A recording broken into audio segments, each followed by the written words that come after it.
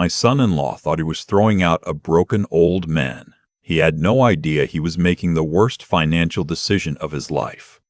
It was the Saturday after Thanksgiving. The turkey carcass was still in my daughter's fridge.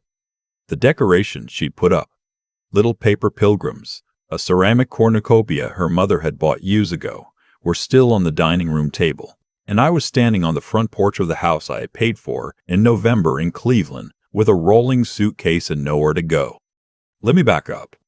My name is Arthur. I'm 63 years old. I spent 31 years as a structural engineer for a mid-sized firm in Columbus, Ohio. I wasn't a millionaire. I wasn't flashy. I drove a 2017 Ford F-150, wore the same brand of boots for 20 years, ate lunch at my desk most days. My wife, Joanne, passed 6 years ago from pancreatic cancer. We had one daughter together, Claire. She was everything to us. Everything to me, especially after Joanne was gone. When Claire met her husband, I'll call him my son-in-law, because that's all he ever was to me. I tried to like him. I genuinely did. He was confident, well-dressed, had a firm handshake and knew how to talk to people at a party. He sold commercial real estate in the Cleveland area and made decent money, or so he said. Claire loved him. That was enough for me. They got married 4 years ago. I helped pay for the wedding. Not all of it, but a significant portion, because Joanne and I had always set aside money for that. It felt right. It felt like something Joanne would have wanted. The problems started slowly, the way they always do. After the wedding, they moved into a rental in Westlake. Then my son-in-law's commissions started getting inconsistent. The commercial market softened.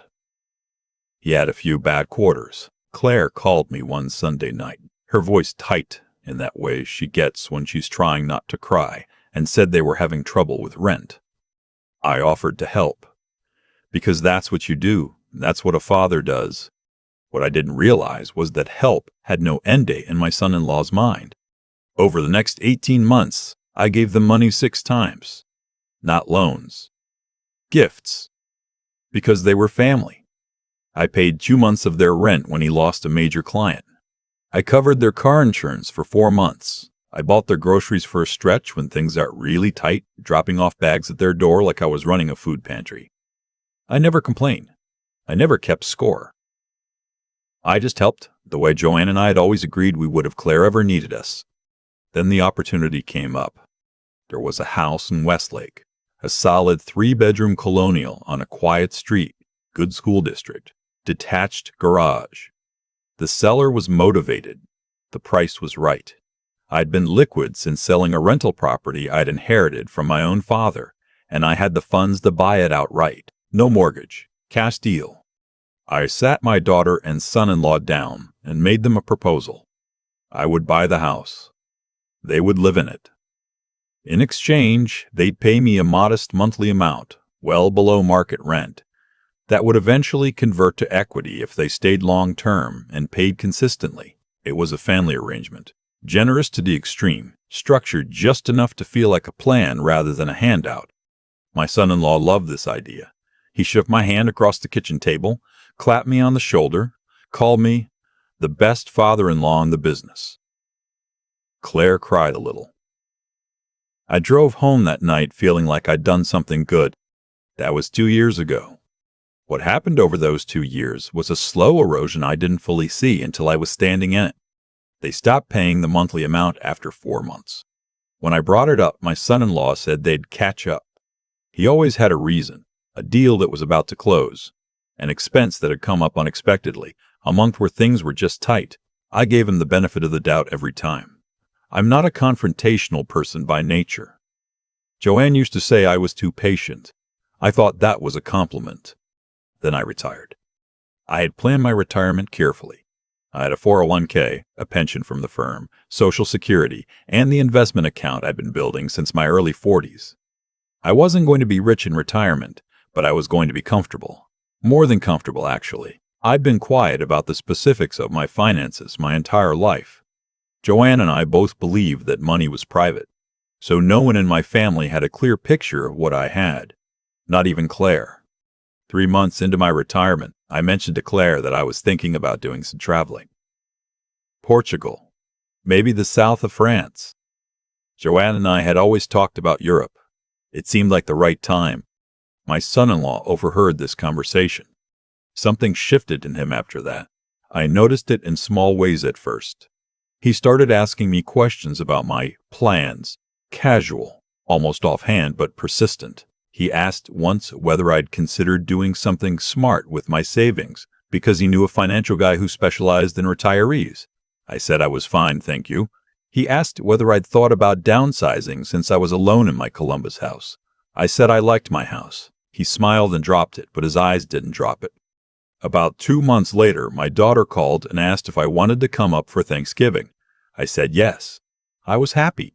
I packed a bag for a 4-day visit and drove up to Cleveland on Wednesday morning. The first 2 days were fine. Claire cooked beautifully. My grandson, 4 years old, named Charlie, the best thing in my life since Joanne passed, ran around the house in his little socks and showed me every single one of his toy trucks, one by one, with complete seriousness. I slept in the guest room. I felt at home. On Friday evening, my son-in-law asked me to sit down at the kitchen table. Claire was giving Charlie a bath upstairs. Just the two of us. He had a legal pad in front of him. Actually had notes written down. I remember thinking that was strange. He told me that he and Claire had been talking, and they felt it was time for a change in the arrangement. He said he'd done some research and that the house, my house, the one I'd bought with cash, had appreciated significantly since I purchased it. He said he'd been consulting with someone and felt that it was time for them to formalize ownership, and that I should consider signing the property over to them, given how much I'd already invested in their future. He used that phrase, invested in their future. He used that phrase, invested in their future. I sat very still. He said that in return, they would take care of things going forward. He never specified what things, and that it would simplify matters, especially as I got older and might need support. He said all of this in the smooth, reasonable voice he used when he was selling something. I asked him what he meant by support. He said, and I am not paraphrasing, "Look, Arthur, you're retired now. You're not earning. Things are going to get harder. We're willing to step up, but we need to feel secure in our own home first." He thought I was broke. That was the only explanation. He thought the retirement, the end of a salary, meant I was running out. He'd done the math wrong, or he'd done it based on what I'd let him see, which was nothing. And he'd concluded that I was a liability, an old man with a dwindling account who might need help soon. He was trying to get the house before I needed to sell it to fund my own care. I didn't say anything for a moment. I looked at the ceramic turkey decoration Claire had put on the kitchen windowsill. Little orange beak. Joanne had one exactly like it. Then I said I needed to think about it. He nodded, very professional, like we'd just discussed a closing. He said to take my time. He said they weren't in a rush. I went upstairs and said goodnight to Charlie, who had just gotten out of the bath and smelled like lavender soap. He hugged me around the knees because he couldn't reach higher. I kissed the top of his head. I went to the guest room and sat on the edge of the bed for a long time. The next morning was Saturday. I came downstairs to find my daughter and son-in-law in the kitchen, already dressed, Charlie watching cartoons in the living room. The energy was different, tight, like a room where someone has been arguing and stopped when he walked in. My son-in-law handed me a coffee, and then, without much preamble, started again. He said he'd talked to Claire, and they were aligned. He said the holidays were a good time to make decisions like this, while family was together. He said he'd had his guy draw up a preliminary document that I could look at. He slid a folder across the counter. I didn't open it. I looked at my daughter. She was looking at her coffee mug. I said, "Claire, do you want to say something?" She was quiet for a moment.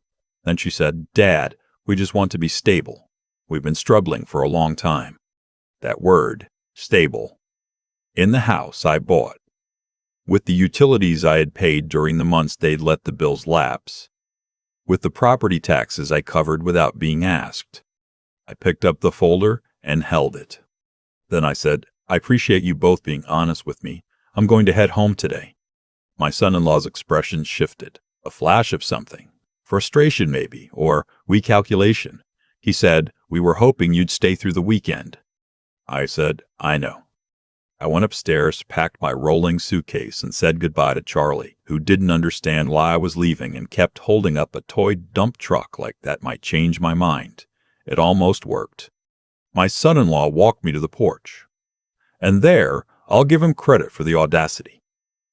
He said one more time that he hoped I'd think seriously about the future and that he didn't want things to be complicated. I looked at him for a moment. Cold November air, bare trees in the street. I said, I'll be in touch. I drove back to Columbus. I want to be precise about what happened next because I want you to understand that nothing I did was impulsive. I'm an engineer by training. I think in systems. I plan in sequences. I sat at my kitchen table that Saturday night with a yellow legal pad of my own, and I wrote down exactly what I had, exactly what I owned, and exactly what I intended to do. Here is what my son-in-law didn't know. He didn't know about the investment account, the one I'd been building since 1998, adding to steadily, never touching. It had grown in ways I hadn't fully expected, especially in the last decade. It was not a small account. He didn't know about my father's property. When my dad passed 11 years ago, he left me a commercial lot in a small town outside of Columbus that nobody thought was worth much. I'd held it. A regional distribution company had approached me 2 years ago wanting to lease it long term. I'd signed a 15-year lease agreement with annual escalators. Every month a deposit hit my account like clockwork. He didn't know that I had already spoken to an estate attorney after Joanne died, and that my affairs were struck. I keep coming back to that folder, the way it slid across the counter, smooth, practiced, like he'd rehearsed it. And maybe he had. That's the part I had to sit with the longest. The calculation behind it. Not anger, not fear, just a cold assessment that I was losing value and he needed to act before I lost more. What he didn't understand, what I don't think he's capable of understanding yet, is that the kind of man who spends 31 years making careful decisions doesn't stop making them just because the salary stops. Character isn't a paycheck. It doesn't expire when you retire. If anything, it compounds, the same way a well-managed account does. Quietly, invisibly, until the moment someone underestimates it. I've thought a lot about what actually protected me in that kitchen. It wasn't the investment account, though, that helped. It wasn't the deed to the house, though that mattered. What protected me was something I'd built long before any of that. A habit of doing the right thing even when nobody was watching, and nobody would have known the difference. Every year I paid those property taxes without being asked. Every month I covered the utilities without making a production of it. Every bag of groceries I left on that porch. Not because I expected anything back. Because it was right. And because of that, when the moment came, I had nothing to defend and nothing to explain. My hands were clean. That made everything else simple. There's a kind of intelligence that has nothing to do with being clever. My son-in-law is clever. He knew how to frame a conversation, how to use the right words, how to make a grab look like a gift. But wisdom is different. Wisdom is knowing what you actually have before someone tells you what you're worth. It's understanding that a retired man with a paid-off property, a leased commercial lot, and 30 years of compounding investments is not the same as a man with nothing. Wisdom is what kept me from signing anything in that kitchen. Not suspicion, not stubbornness, just a clear-eyed accounting of reality that I had done quietly, on my own, long before he slid that folder across the counter. And then there's the part that's harder to talk about. The staying. Not staying in their house, not staying in a bad situation, but staying present for Charlie. Staying in Claire's life even after she looked at her coffee mug instead of at me. That took something I don't have a clean word for. Call it endurance. Call it the refusal to let one man's greed erase 27 years of fatherhood. I drove back to Columbus that Saturday with my rolling suitcase, and I didn't fall apart. I sat at my kitchen table, got out a legal pad, and I planned. Because falling apart wasn't an option. Charlie needed a grandfather. Claire still needed a father, even if she didn't fully know it yet. And I needed to finish the trip to Europe that Joanne and I had planned and never taken. I'm not running from anything. I'm not angry anymore, not really. I'm 63 years old and I'm sitting in southern Spain as I think about all of this, watching the light change over the water. And what I feel most is something close to gratitude, not for what happened, but for who I turned out to be when it did. For the fact that 30 years of living with integrity left me with something no folder could take away. The scaffolding came down. The building is still standing. That's enough. That's everything.